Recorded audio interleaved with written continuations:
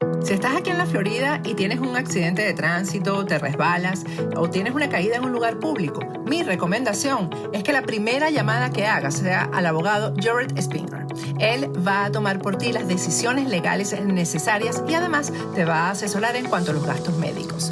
Jared tiene 17 años de experiencia como abogado de accidentes en la Florida y personalmente sufrió un accidente de tránsito que casi le cuesta la vida. Nadie como Jared para conocer el viacrucis que puede derivarse de un accidente. La ley te protege en caso de un accidente, no importa tu estatus migratorio. Jared Spinger defiende tu derecho a ser recompensado de manera justa. Y si Jared no gana tu caso, no pagarás nada. Así que no lo dudes. Llama al abogado Jared Spinger. No tienes nada que perder y mucho que ganar.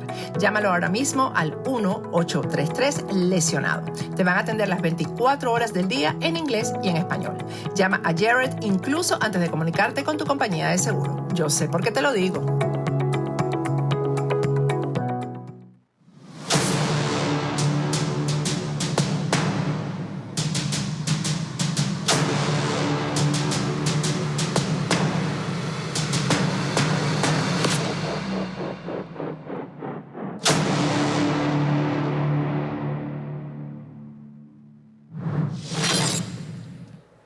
Buenas noches, hoy es viernes 28 de mayo del año 2021. Bienvenidos a este programa especial de Agárrate. Hoy voy a tener una conversación, esto es más eso, una conversación que una entrevista, con una actriz venezolana, Grecia Augusta Rodríguez, que pues más que una actriz para mí es mi sobrina. Es mi sobrina y cuando comenzó el movimiento Me Too en Venezuela, de las mujeres que comenzaron a denunciar y a contar su historia de abusos sexuales, pues surgió también la voz de Grecia Augusta denunciando a Perucho Conde, actor cómico, y a Víctor Manuel López Pacheco, su profesor de canto, como las personas que abusaron también de ella. En aquel momento, cuando yo como periodista hablé de los diferentes casos y del movimiento Me Too, la mencioné a ella en especial porque es mi sobrina. Es mi sobrina y muchas personas me preguntan ¿por qué? ¿De quién es hija? ¿Por qué es tu sobrina? Bueno, Grecia es mi sobrina porque su mamá y el papá de mi hija son hermanos. Grecia es prima hermana de Germania y conozco a Grecia desde que Grecia todavía no sabía ni hablar, estaba muy chiquita, Germania todavía no había nacido y pues la verdad es que yo andaba con esas dos niñitas, con Grecia y con Juliana, era la tía sin hijos que andaba con esas dos muchachitas para arriba y para abajo y la primera reacción que tuve cuando Grecia publicó su caso en un video en sus redes sociales fue decirle ¿por qué no hablaste conmigo? Mucha gente hasta me cuestionó que yo hubiera pensado en eso y no en Grecia. Y es que realmente la pregunta en ese momento que le hice a Grecia públicamente en las redes, precisamente la hice por ella, porque sentí muchísimo que ella no hubiera tenido la confianza o quizás la valentía en ese momento, apenas era una niñita de 6 años, en contarle a su tía lo que le había pasado. Pero las cosas ocurren como ocurren y yo creo que pues hay que mirar hacia adelante y eso es lo que Grecia nos ha enseñado desde el momento en que se decidió hacer la denuncia. Estoy con ella vía Zoom, ella está en Venezuela y pues quiero darte la bienvenida, Grecia, y decirle a nuestra audiencia, estoy hablando con mi sobrina y esto es una conversación entre una tía y una sobrina, más que una conversación entre una periodista y una actriz que ha hecho una denuncia tan importante. Buenas noches, mi amor. Bendición, tía. Dios te bendiga, mi amor. Bueno, amén. Primero que tú cuentes cómo decidiste que hiciéramos esta conversación y que yo te lo propuse, te dije, cuando quieras hablar públicamente, pues estoy a la orden y tú decidiste el día, Grecia. Sí, sentí que uno tiene que ser prudente en la vida y a veces yo por imprudente me he dado trancazos contra muchos muros. Y con todo este vendaval dentro del torbellino, dentro de la gente, dentro de las redes, que es un medio tan importante, pero a la vez puede ser tan abrasivo, yo sentí que era mejor que después de haber hecho las denuncias públicas en las redes y después de haber, por supuesto, hecho la denuncia en el Ministerio Público, se bajaran un poco las aguas para poder hablar con sensatez y con serenidad.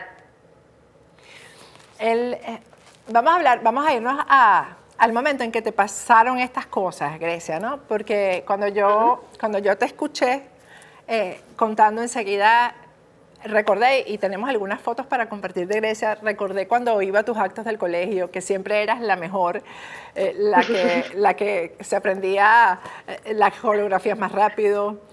Siempre en las fotos eras la que resaltaba, ahí la tienen ustedes de bebé. Siempre resaltabas en la foto porque siempre te hacías notar.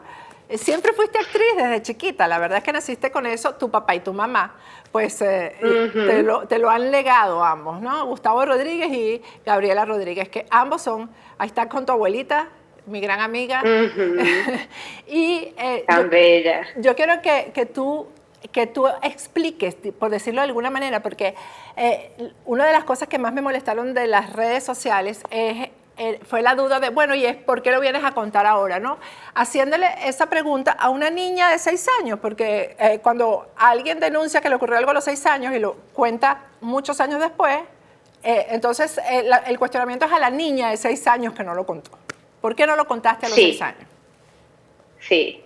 Esa es una de las cosas que más me sorprendió, porque esa pregunta que la gente hacía, o que la gente todavía hace, es la misma respuesta de por qué no lo dije.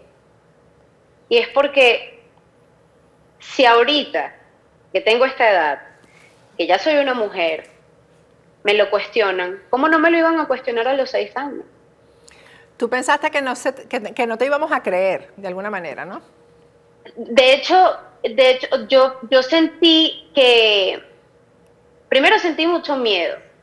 Obviamente sentí mucho miedo porque cuando sucedió a los 6 años, yo sentí la incomodidad y por supuesto sentí el dolor y la sensación de que algo no estaba bien. Pero alguien muy cercano a mi familia, alguien con una trayectoria, alguien que me estaba además manipulando a través del arte, me estaba diciendo que esto estaba bien y que era un secreto, que los actores, él comenzó diciéndome que los actores necesitamos conectarnos con las emociones, pero que tenemos que conectarnos a través de las sensaciones con las emociones, porque cuando eso sucedió yo estaba en el camerino de mi papá, que estaba dentro del baño de hombres de Venevisión. La gente también preguntó ¿por qué una niña está en el baño de hombres? Bueno, lo que pasa es que en Venevisión, en ese momento, el camerino del primer actor estaba en el baño de hombres y mi papá en ese momento estaba grabando. Mi papá estaba arriba. Incorporado el camerino al baño y por eso estabas tú ahí. Exactamente. Entonces, yo como buena niña histriónica que era cuando estaba sola, actuaba con las paredes. Todo el tiempo. Todo el tiempo yo actuaba con las paredes y besaba las esquinas de las paredes porque yo pensaba que era Abigail. Entonces, como yo actuaba sola, él me descubrió en eso y me dijo, ¿qué estás haciendo? Y bueno, estoy actuando. Claro, además me había agarrado en un momento en el que también es incómodo, porque qué incómodo que me vean besándome con una pared. Y él me dijo, no, claro, es que tú vienes de una familia de actores y tú eres actriz, pero tú sabes que para ser actriz hay que conectarse con las emociones, y de las emociones se entiende sintiéndolas. Y a partir de ahí fue que sucedió el abuso y subsecuentemente pues la violación. Yo no quiero entrar en detalles, ¿no?, de hasta dónde llegó eso, pero... Después de eso, ¿estuviste con tu papá? Es decir, tu papá, estabas ahí con tu papá mientras actuabas, tu papá pasaba mucho tiempo con ustedes, a mí me consta, tu papá no te sintió extraña, esa es otra de las preguntas que la gente se hace, tu mamá no te sintió extraña. Lo que pasa es que siempre te veíamos de la forma que te veíamos lo que hacíamos era reírnos de tus cosas porque siempre parecía que estabas actuando. Exacto, y esa es una de las razones por las cuales sentí que nadie me iba a creer, porque como yo siempre estaba echando un cuento, estaba actuando, estaba haciendo algo, estaba tratando de llamar la atención y todo, y claro, en la casa se repetía siempre, ella siempre está tratando de llamar la atención porque es actriz, yo decía, si digo esto van a pensar que estoy tratando de llamar la atención. Y como no se sentía bien, como yo no me sentía bien con respecto a eso, y era alguien allegado además a la familia y era una persona a la que tenía que ver prácticamente no, tenía que ver todos los lunes, porque Chéverísimo se grababa los lunes. Yo dije, bueno, prefiero mantenerlo en secreto como él mismo me dijo que lo hiciera y ya, y esto, bueno, en algún momento pasará y ya. Poco sabía yo que no es así. Bueno, él, la gente piensa que murió, él está vivo todavía, pero además lo que algo que corrobora la versión que nos ha dado Grecia es que hay otro testimonio. Hay otro testimonio que surgió a raíz de que Grecia tuvo la valentía de denunciar. Si tú, digamos, no sacas el corcho de esta botella, por decirlo de alguna manera, quizás nunca se habría conocido públicamente que Perucho Conde es además un violador serial, porque eso es lo que es. Incluso yo recibí informaciones después de que tú hiciste la denuncia, que además es consumidor de droga, hasta me contaron en Cagua el lugar donde compra la droga, o sea, es un despojo humano que por su edad a lo mejor no caerá detenido, pero que yo creo que debería convertirse en la vergüenza de toda su familia, porque creo que tiene hasta un hijo que es pastor evangélico, lo que he leído por ahí. Entonces, yo quisiera, Grecia, que tú misma leyeras el testimonio de esta joven que creo que ahora vive en Madrid y que sufrió lo mismo a los 10 años de edad. Vamos a poner en pantalla su testimonio y Grecia lo va a leer. Madrid, 26 de mayo de 2021. Testimonio de Bárbara Rodríguez. Sus redes son @BarbieDRC. Me llamo Bárbara y tengo 27 años. Fue hace mucho tiempo, tenía yo apenas 10 años. Ustedes me dirán, imposible que recuerdes de algo así estando tan pequeña. Pues sí me acuerdo y tristemente me acuerdo de todo. Perucho Conde abusó de mí. Para la fecha, mi mamá y yo teníamos un vínculo familiar, el cual no voy a especificar, con ese señor, lo cual hacía que fuéramos periódicamente a su casa en Cagua, Venezuela. Empezó como un hombre inocente, jugaba conmigo y con mis juguetes. Luego empezó a buscarme cuando no había nadie para pedirme y darme besos de pico en la boca, dándome a entender que eso era perfectamente normal. Poco después, introducía su lengua hasta no dejarme respirar en ocasiones. Siempre me decía que, a pesar de ser normal, no podía decirle a nadie que él me besaba en la boca, que tenía que ser nuestro secreto. Pasó un tiempo y tuvimos que volver a esa casa en Cagua, donde la primera noche, cuando todos estábamos durmiendo, me despertó besándome. Como estaba medio dormida, intenté zafarme, pero me tapó la boca con mis propias manos, mientras con la otra me tocaba mis partes íntimas. Cuando introdujo sus dedos y vio que no iba a dejar de quejarme, simplemente salió corriendo y se fue. Esa misma noche que pasó todo, le dije a mi mamá. Esto causó infinitas peleas y más nunca volví a esa casa. Intenté en la medida de lo posible de no verlo nunca más, con la ayuda de un ser maravilloso que amo con mi alma y al que le agradezco su protección, su cariño y su amor, al igual que mi madre, que no voy a mencionar. Nunca tuve el valor de conversar esto con nadie, ni mucho menos de denunciarlo o decirlo públicamente. Agradezco infinitamente a Grecia por su ayuda y por apoyarme en este nexo tan lamentable que nos une. Sin más que agregar, Bárbara Daniela Rodríguez Caruso. Bueno, la verdad es que esto, yo ni la conozco y siento tanta rabia, Grecia, porque eso tú también tienes que entenderlo. Estoy segura que también le pasó a tu mamá, a Gabriela, le pasó a Juliana, tu hermana. Esto, la verdad, es que es indignante porque uno siente como que estos seres no pagan lo que ha sido su culpa en la dimensión del daño que causaron. Y esta jovencita dice que tú la ayudaste, que tú has sido su apoyo. Tú has convertido en algo positivo una tragedia de tu vida, porque después de Perucho Conde vino Víctor Manuel López Pacheco, que fue tu profesor de canto. Cuando te ocurrió esto por segunda vez, a partir de los 12 años, ¿cómo lo viviste? Porque esto tiene que haberte llevado a los 6 años cuando te había ocurrido exactamente la misma historia.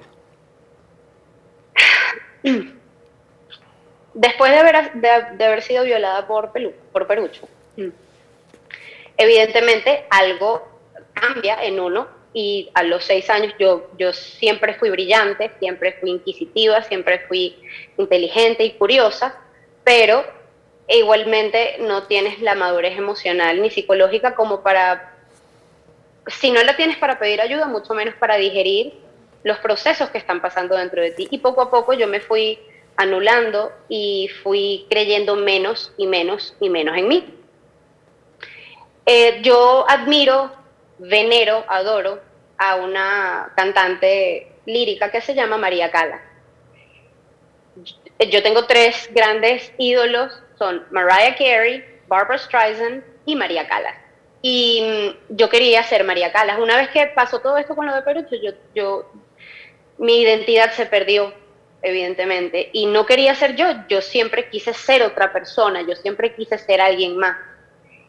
Y María Callas resonó conmigo, no solo por su voz y su genialidad indudable, sino que ella había vivido una vida muy trágica.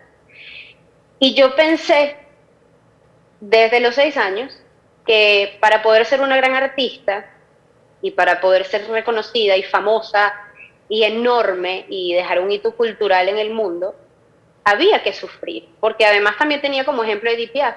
Yo aprendí a hablar francés con mi papá cantando Edith Piaf, entonces la vida de Edith Piaf era muy trágica. Yo decía, bueno, si todas estas grandes cantantes han vivido esta vida tan trágica, pues hay que sufrir para poder llegar a algún sitio.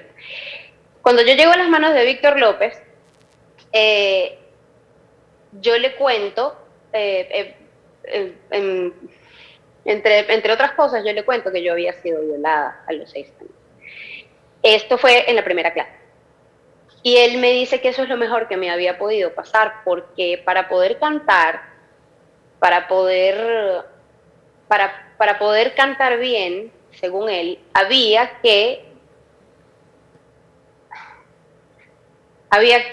que saber sexualmente qué hacer, porque él decía que la virginidad impedía el buen uso del diafragma y del piso pélvico, entonces que había que entender el canto desde la sexualidad.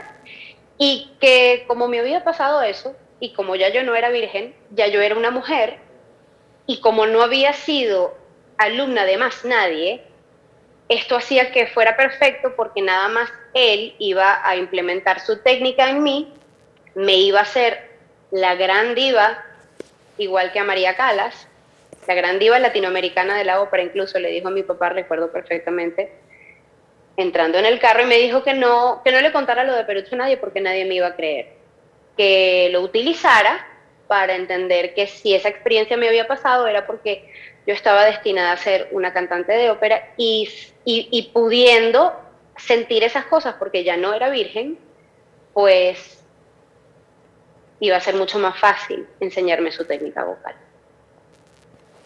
Y esto ocurrió durante varios años, Grecia, hasta los 16 creo, ¿no? No, hasta los 19. Hasta los 19 años, fueron muchos años. Sí. ¿Y nadie notaba alrededor tuyo que esto estaba ocurriendo? Fíjate, una de las cosas que yo he entendido en estas 3 semanas fue que Víctor López, como buen predador, tiene una capacidad de convencimiento extraordinaria, y Él es un tipo sumamente narcisista y egocéntrico, y esas cosas hacen que uno no solo se abrume, sino que lo admire. Y yo llegué a la conclusión de que él no tenía una cátedra de canto, sino que tenía una secta, porque en esa cátedra uno sentía que él era Dios y que nosotros éramos sus discípulos. Entonces, amén de que yo ya conocía a su familia desde los 4 años, porque yo empecé a estudiar música a los 4 años, yo sentí que ese era un refugio para mí. Y como yo no tenía identidad, había perdido mi identidad, no creía en mí, yo pensaba que Víctor López me iba a salvar la vida. Yo pensaba que de verdad él había llegado a mi vida a proyectarme. Y me lavó el cerebro. Yo hasta hace 2 días decía, me dejé lavar el cerebro, pero la realidad es que él me lavó el cerebro con su verborrea, evidentemente. Había otros alumnos, hay uno de ellos con el que yo hablé y gracias a Dios conté con su testimonio de respaldo en la declaración que yo hice, en la denuncia pública que yo hice, que se llama Miguel Daza. Y él me dijo, después del video que él lo vio, me dijo, yo nunca te dije nada porque como yo veía que tú eras parte de esa familia, su esposa y su hijastra eran mis profesoras de piano y él era mi profesor de canto. Lo que me dijo Miguel fue, pensaba que si te decía algo, tú evidentemente ibas a arremeter en mi contra. Y era probablemente lo que yo iba a hacer, porque yo llegué hasta a pelear con mi papá por Víctor. Mi papá en algún momento me dijo, yo siento que es muy sectario, yo siento que Víctor es muy sectario con ustedes, con su cátedra, y ustedes tienen que salir y tienen que experimentar cosas y tienen que escuchar y tienen que... No puede ser una secta, tiene que ser un aprendizaje artístico. Y yo tuve un lío con mi papá grandísimo porque yo le dije, papá, Víctor López es el único cantante que sirve en este país, nadie más es como él, nadie tiene la voz que él tiene, nadie tiene la técnica que él tiene. Nada más alejado de la verdad. Víctor López tendía a denigrar a sus compañeros y a los cantantes, a sus coetáneos, pues, en clase. Y eso hacía, evidentemente, que uno dijera, no solo este es el tipo que me va a llevar al estrellato, sino que ninguno de los demás sirve. Y eso es como una programación neurolingüística, eso se va quedando y se va quedando y se va quedando, y si uno, hablo por mí porque sé de muchas otras víctimas de sobrevivientes de Víctor López, pero hablo por mí, con ese vacío que yo sentía y con esas ganas de ser alguien que no fuera yo, sino otra persona, sentía que él podía llenar todo eso y que esa se podría convertir en mi religión. En algún momento de la vida yo leí una cita de María Callas en la que ella decía que la música era su religión, que la ópera y el arte eran su religión. Entonces yo decía, esto se tiene que convertir en algo místico para mí, y en efecto, para mí Víctor se convirtió en Dios. ¿Y en qué momento despertaste? ¿En qué momento desperté? Hace un mes. Yo no me había dado cuenta que yo había sido objeto de abuso sexual, psicológico y emocional de Víctor López, sino hasta hace un mes. ¿Cómo fue tu proceso para entrar en una vida sexual normal, para relacionarte? Porque hoy en día eres una mujer casada con un gran muchacho, eres feliz, estás llegando a una nueva casa. ¿Cómo fue ese proceso para la normalización de la vida? Porque eso es lo normal. Cuando yo tuve mi primer novio, lo tuve a los 17 años, de 17 para 18, y no estoy diciendo nada en contra de él, en absoluto, asumo la responsabilidad de lo que estoy diciendo, pero yo sentía que no podía decirle que no nunca. Nunca me obligó a hacer nada, él jamás Mi primer novio jamás me obligó a hacer nada y además yo estuve 8 años con él. Pero no te obligó, pero había veces que no querías y de todas maneras decías sí. Y accedía, pero no, pero sin él saberlo, es decir, Exacto. sin que él lo sin supiera. él tener idea de nada. ¿Y en qué momento reflexionaste y dijiste, no, esto no es lo que debe ser? Porque a veces uno no quiere y debe decir no, simplemente. Entonces, ¿en qué momento tú comenzaste a tener una vida, o estás comenzando a tener una vida normal ahora? ¿En qué momento tú entendiste cómo debe comportarse uno ante la vida sexual? ¿Cómo debe ser una mujer ante ese momento? Hace un mes. ¿Y cómo ha sido este proceso con tu esposo? Porque tienes más de un mes casada con él. ¿Cómo ha sido el proceso con él? Sí, ha sido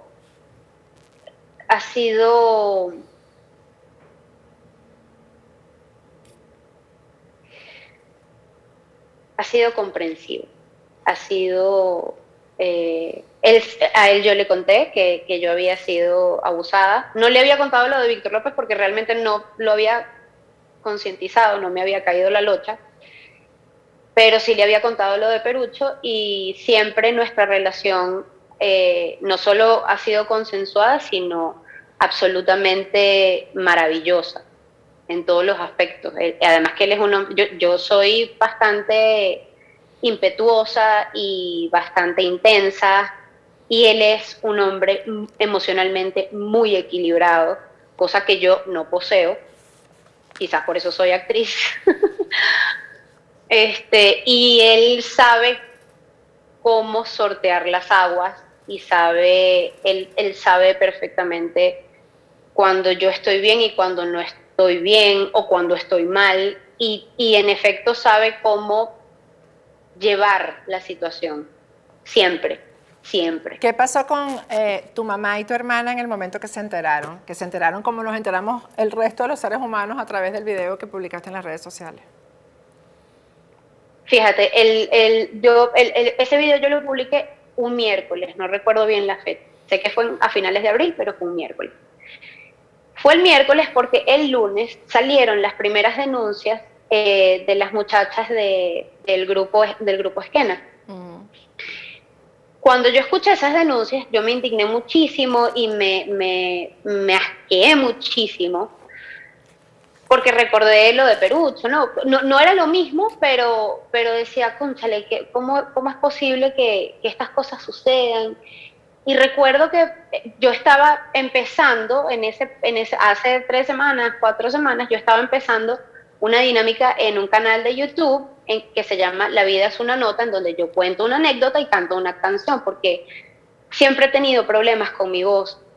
A mí me daba pánico cantar, me daba muchísimo miedo errar, me daba muchísimo miedo desafinar, una cantidad de cosas que hacían que para mí el canto fuera tortuoso y a la vez necesario. Entonces una cosa que es necesaria y tortuosa no logra conciliarse nunca. Entonces recuerdo que ese lunes, después de las denuncias, yo me estaba viendo en el espejo, estaba cantando una canción de Mariah Carey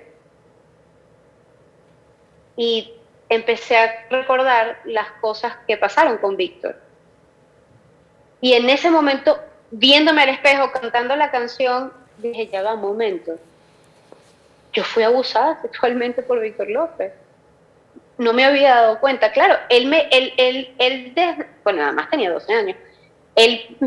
Además, lo primero que te dice cuando empieza a abusar de ti es que es normal que te sientas incómoda, es muy normal que esa sensación de incomodidad esté, pero que no te preocupes porque eso él lo hace con todos sus alumnos, porque él necesita mostrarles a los alumnos cómo llegar al orgasmo para poder entender cómo cantar. Entonces, esa fue la dinámica sistemática durante 10 años, bueno, 8 años, porque ya luego a mí se me hacía más difícil ir a clases, no entendía por qué, ahora lo entiendo, pero cada vez se me hacía más difícil ir a clases hasta que él me sacó de la cátedra, él se jubiló y me sacó de la cátedra. Y bueno, tuve la fortuna de caer en las manos de Sara Catarina. Pero en ese momento que me vi a los ojos, dije, si las denuncias que están haciendo contra estos actores del grupo Esquena, que son besitos media luna, que son palmaditas en las nalgas, que son comentarios inapropiados, que para mí, honestamente, no dista de una penetración. Para nada. Es abuso de la igual. misma manera. Así es. Pero cuando empecé a pensar en eso y dije, ya va, y todo lo que me hizo Víctor a mí, no, es que yo fui abusada sexualmente durante 10 años y no me di cuenta.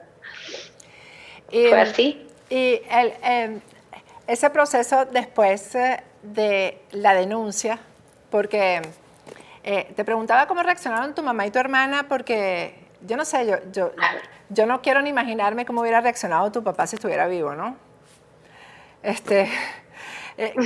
Sí, yo tampoco. A uno esto se le va más hacia el dolor, porque uno también es mujer, ¿no? Y la ira, el hombre se va más hacia la ira y hacia la violencia, hacia la venganza. Uno como mujer se siente culpable. Yo como tu tía me sentí culpable.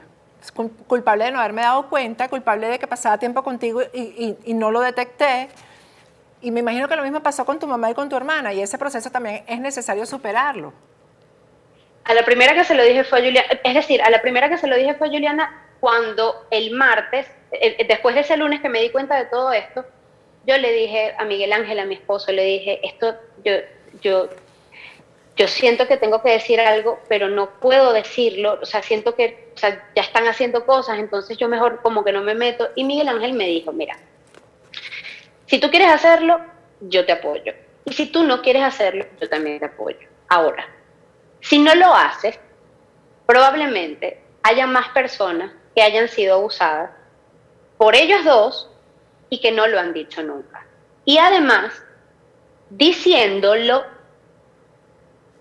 no solo ventilas y haces pública la situación y se trata de hacer justicia de alguna manera, sino legal, por lo menos social. Pero además más gente va a tener el valor de decir, bueno, mira, sí, a lo mejor han pasado 50 años, pero yo fui abusada. Entonces, el martes, yo lo pensé y lo pensé, y a la primera que se lo dije fue a Juliana. Me senté con ella y le dije, mira, Juliana, a mí a los 6 años me pasó esto con Perucho Conde, y a los 12 me pasó esto, de los 12 en adelante, hasta que Víctor me sacó de la cátedra. Y por supuesto Juliana me dijo, bueno, mira, yo apoyo lo que sea que tú quieras hacer, pero ella no encontraba qué decirme, porque me imagino que la impotencia también le pegó, claro. Porque recuerdas, la gente no lo sabe, pero tú sí lo recuerdas, nosotros nos fuimos a vivir con mi papá muy chiquitas. Así es. Porque mi mamá no tenía dónde vivir, entonces mi mamá le dijo a mi papá, quédate con las niñas, que yo resuelvo para que ellas estén estables, pues. Entonces, mi mamá sustituta era mi hermana, porque además nos llevamos 6 años de diferencia, y cuando tú tienes 6 años y tu hermana tiene 12, es un gran trecho, es un grandísimo trecho. Entonces ella, que de alguna manera siente todavía que es mi mamá, se sintió responsable y se sintió abrumada, aunque no me lo dijo. Ella, evidentemente ella apretó mucho y me dijo, bueno, yo te apoyo, pero lo que tienes que hacer es hablar con mi mamá, porque eso sí va a ser muy delicado. Porque Perucho, aunque él haya dicho que no son amigos, Perucho era amigo de mi mamá, claro que sí. Y Perucho siempre le hablaba a mi mamá de mí, siempre. Yo decidí llamar a mi mamá y le dije, mira, voy a hacer esto y esto y esto. Y por supuesto mi mamá no articulaba cómo decirme nada. Decía, pero ya va, pero espérate, no lo hagas público, pero vamos y ponemos la denuncia, pero espérate, es que, Grecia, pero entonces, ¿y si no te creen? Y entonces yo le decía, mamá, mira, no me interesa que no me crean. O sea, a estas alturas, si me creen o no, no es el problema. El problema es que hay que decirlo, porque hay algo en mí que está brotando, que está germinando, y estoy entendiendo tantas limitaciones en mi vida personal y en mi vida profesional a partir de estas cosas que que no fueron mi decisión, que no fueron, que yo no decidí. Entonces, ahora yo quiero que mi decisión de ser escuchada, no me interesa si no me creen, yo quiero que me escuchen, porque siempre he querido ser cantante. ¿Para qué? Para que me escuchen, y nunca he podido cantar. Entonces, a lo mejor esto tiene que ver con eso. Y en efecto, mi mamá me dijo, me da miedo por ti porque siento que te vas a sentir mal y siento que la gente se va a aprovechar de ti y tú eres una figura pública. Y yo le dije, mira, mamá, con más razón. Porque si yo, que soy hija de Gustavo Rodríguez, que soy hija de Gabriela Rodríguez, que soy nieta de Julián Pacheco, de Guillermo Rodríguez Blanco, que soy sobrina de Patricia Poleo, que mi hermana del alma es Daniela Alvarado, que mi primo político es José Manuel Suárez. Y pare usted de contar, si yo viví esto y si a mí me pasaron estas cosas y no las dije, ¿qué puede quedar de una niña que esté en Cagua, que no tenga Instagram y que sea objeto de abuso sistemático también por parte de Perucho? O de los miles de alumnos que ha tenido Víctor. Así es. O de los exacto, entonces dije, me parece más importante, me parece más relevante decirlo desde esta posición de, no de poder, porque poder no lo manejo, no siento que tengo poder. Pero sí de acceso a la gente, pues tienes mucho más y de acceso. Proyección, y de proyección. Entonces, ¿cómo te sientes después que lo hiciste, Grecia? ¿Cómo te sientes tú ahora como persona, como mujer, como profesional? ¿Ahora qué sientes? Yo soy otra persona. Yo soy otra persona. Yo para decirlo bien criollo, yo no me hallo. Porque ahora me veo en el espejo y me veo tan hermosa. Y me veo a los ojos y digo, mis ojos, bueno, además es que mi mirada es la mirada de mi papá, digo, mi mirada dice tanto y tengo tantas cosas que ofrecer y me he preparado toda la vida para hacerlo y nunca he tenido la valentía porque siento que nadie va a creer nada de lo que yo pueda decir, y ahora me siento como la Mujer Maravilla, pero no como la Mujer Maravilla que va a salvar a nadie, sino como la Mujer Maravilla que me salvó a mí misma. Y esa es una sensación extrañísima para mí, porque yo siempre me he tenido resentimiento, yo siempre me he tenido miedo, yo siempre me he tenido odio, yo nunca había tenido autoestima. Porque ¿cómo vas a tener autoestima si no crees en tu existencia, si no crees que tu existencia vale algo?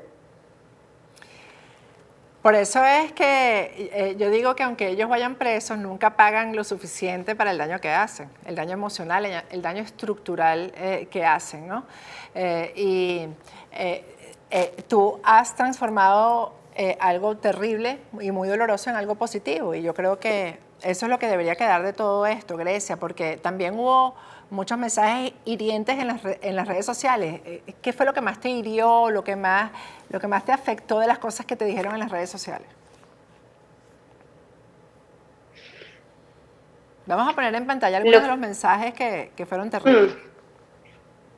Una de las cosas que más me causó impacto fue que la gente dijera que yo estaba haciendo esto por los reales, que a mí me estaba pagando el gobierno, que yo lo estaba haciendo por la fama. Sobre todo porque una de las cosas que yo más me cuestioné antes de hacer el video fue, y se lo decía a Miguel Ángel, yo le decía, yo todavía no tengo la proyección, ni la fama, ni el reconocimiento que yo quisiera tener como actriz y como artista. No lo tengo porque, bueno, tampoco hay suficientes medios para hacerlo, ¿no? En Venezuela.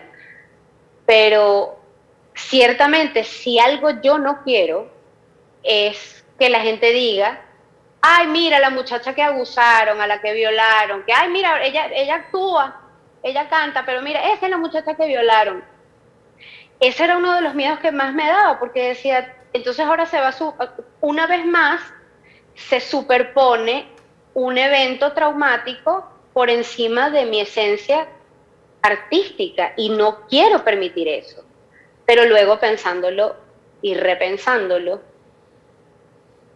dije, ¿sabes qué? Si a mí me toca, mi deseo más grande es ser la actriz más grande del planeta y la cantante más grande del planeta y la escritora más grande del planeta.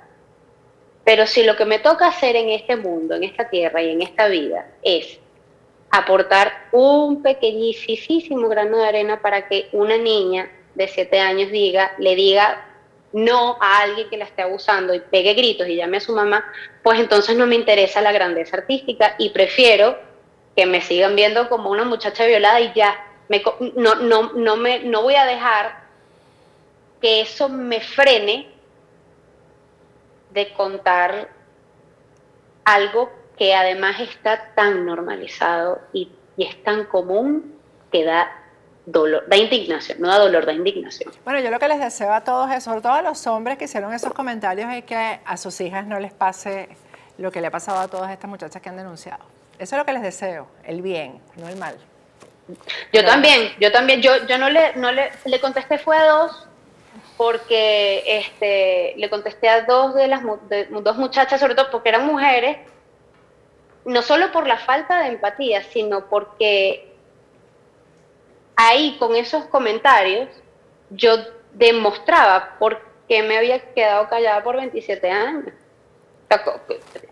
¿Por qué crees tú que me da miedo decir que fui violada y que fui abusada sistemáticamente? Precisamente porque puede haber gente, porque hay gente como tú que va a decir, ay, por favor, tú lo que quieres son más seguidores. Entonces, bueno, si a ver, vamos, que lo mismo que ya había dicho. Si yo quiero seguidores, yo conozco gente que me puede dar seguidores, empezando por ti. Exactamente, sin ningún problema. No, es que además tú tienes características para ser una influencer, para tener seguidores, eso. Pero bueno, esas cosas no hay ni que responderlas. Yo tengo un PhD con ese tipo de cosas. Grecia, y ahora tu caso ya está en el Ministerio Público, se está investigando, se han dado pasos, háblanos un poco de eso. Eso, sí, yo puse la denuncia ayudada, sostenida por una maravillosa abogada que se llama Sinaí Brito, que es parte de una organización no gubernamental que se llama Voces de Género Venezuela, que preside mi abogada, que se llama Estiana Colmenares. Y además tuve la fortuna también de que ese mismo día fuera Stephanie Cardone a poner su denuncia con lo de el señor Ogando. Yo hice toda mi denuncia, hice todo lo que tenía que hacer, pero incluso creo que 10 días antes de yo haber ido al Ministerio Público, se había abierto el caso en la Fiscalía, el fiscal es Ronnie Osorio, y de hecho ayer hablé con Ronnie, estamos en constante comunicación y la cita, ellos piden que hagas una cita psicológica forense para evaluar lo que estás diciendo, ¿no? Tu testimonio, porque ya pruebas físicas evidentemente no hay. Claro. Pero bueno, con todos los testimonios de las otras sobrevivientes y lo que yo tengo que decir dentro de mi denuncia, pues se arma un caso plausible. Mi cita psicológica estaba pautada para julio y Ronnie me llamó y me dijo, es demasiado tarde, yo no puedo esperar al 28 de julio, entonces vamos a vernos la semana que viene y lo más probable es que apenas tú y yo nos veamos y conversemos y hagamos todo lo que tenemos que hacer con respecto al expediente, la semana próxima se haga esa evaluación, porque además yo tengo información extraoficial, no estoy absolutamente segura de esto, pero mucha gente me ha dicho que Víctor y su esposa están vendiendo cosas para irse del país. Bueno, y bien sinvergüenza, bien sinvergüenza ella que lo va a acompañar en la huida, ¿no? Vale. Ah, no, no, no. Ella, si él es malo, ella es peor. Ah, Sí. sí, yo me imagino, porque Ella, además debe ella haber sabido sabía esto. todo. Claro, Ella lo sabía todo. exactamente, ella es peor que él, en todo caso, ¿no? Sí. Bueno, mi amor, yo creo que esto que ustedes hicieron, que tú hiciste, las otras que denunciaron, ha marcado una pauta histórica en el país con respecto a este tipo de conductas, porque además tenemos una sociedad que dice, bueno, ¿y eso qué tiene de malo? Eh, es normal, una niña de 12 años ya está activa sexualmente, como que la violaron, ¿no? Y lo que tú decías, de que es lo mismo la penetración que la nalgadita y el comentario subido de tono cuando uno no lo ha provocado y no lo ha promovido y no lo acepta, eso es exactamente así. Entonces, es exactamente lo mismo, la sensación de impotencia es la misma. y la sensación de invisibilidad que uno siente es la misma, es exactamente la misma. No importa si es una palabra. Y eso es lo que es tan peligroso, porque la gente, sobre todo en las redes, utiliza las palabras sin conciencia. Uno de los comentarios que más me indignó fue el de una persona, yo no sé si yo creo que lo borré, no estoy segura, un tipo que dijo, no te conozco personalmente, pero sé quién eres, y si a los 12 años estaba pasando eso, era porque tú querías, y era una relación consensuada. Ese Y tipo eso de me dio asco. comentarios es el que más fluye, porque además yo no sé si es que, y voy a hablar del hombre venezolano, no sé si son sus madres que los educan así, y lo comenté en mis redes, un refrán que siempre yo repudié desde chiquita, amarra tu vaca porque mi toro está suelto, esas eran las madres de los varones, ¿no? Entonces, ese era el criterio. El varón está suelto para tocar y agarrar y hacer lo que le dé la gana, así que tu vaca es la que tiene que estar amarrada. Y son las propias madres a veces las que promueven este tipo de conductas, ¿no? Pero está en manos de nosotras poner el freno y también educar al varón. Cuando tenemos varones, está en nuestras manos. Yo creo que eso es un trabajo de casa. Y también de la justicia. Y también de la justicia. Cuando la justicia comience a actuar con respecto a esto, ya los hombres no se van a sentir tan empoderados de decirle a una mujer, cuando uno va caminando por la calle, cosas subidas de tono, que a veces qué indignación de no poder responder, qué indignación de no poder actuar en ese momento cuando te dicen una cosa sin que tú la estés buscando, simplemente porque tú estás caminando y a él le pareció que tú estabas buenísima, entonces agarró y te dijo algo que él pretende que para ti sea un halago, porque bueno, tú si estás buenísima, ¿qué quieres? Que no te lo diga. Y eso es ofensivo. Exacto. No, y no solo eso, sino que te estoy diciendo que estás buenísima y de verdad te vas a poner histérica. No, tú lo que eres es una frígida. Exactamente, eso es así. Entonces yo te felicito, mi amor, porque tú y tus compañeras, las que han actuado de la misma manera, están marcando una pauta histórica que va a servir para que en el futuro ya haya un freno con respecto a todas estas cosas y no se vean como naturales, como parte de la normalidad. Te quiero muchísimo. Sí, porque una de las cosas que quiero rescatar sobre todo de esto, nosotros no podemos hacer que este tipo de conductas se terminen, no lo podemos evitar, pero lo que sí podemos hacer es darle seguridad a las víctimas para que hablen, y para es que lo no las más acepten. importante. No, y para que no las acepten. Para que no las acepten. O sea, que tengan el valor de decir no. Tengan el valor de decir mi cuerpo es mío y Exactamente. nadie lo violenta. Exactamente. Gracias, mi amor, gracias por la confianza y sabes que cuentas conmigo y yo estoy segura que la vida comienza para ti ahora y de la mejor manera. Dios te bendiga. Absolutamente, amén. Te amo, tía, gracias, yo también, bendición. Mi amor. Dios te bendiga. Bueno, con esto me despido. Espero que esto sea una gran lección, de verdad, para toda la familia. Que sea una lección para los varones venezolanos, para los varones latinos, que están acostumbrados a abusar y que nadie les ponga reparo. Ojalá que esto impida que haya otras Grecias, que otras jóvenes sean violentadas en su sexualidad de la forma en que ellas lo fueron y que las mujeres desde chiquitas aprendamos a decir que no y que ese no sea contundente. Así que con esto pues me despido hasta el martes.